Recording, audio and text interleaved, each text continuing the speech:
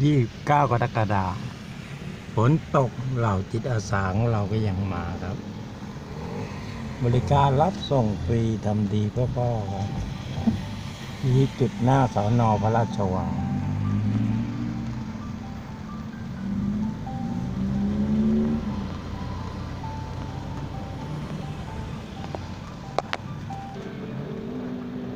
ฝนตกพวกเราก็ไม่หวั่นส่วนผมนั้นอยู่ในรถยนต์ไม่เป็นไรครับ พี่ๆน้องๆของผมอยู่จิตอาสามอไซค์ไม่เคยกลัวฝน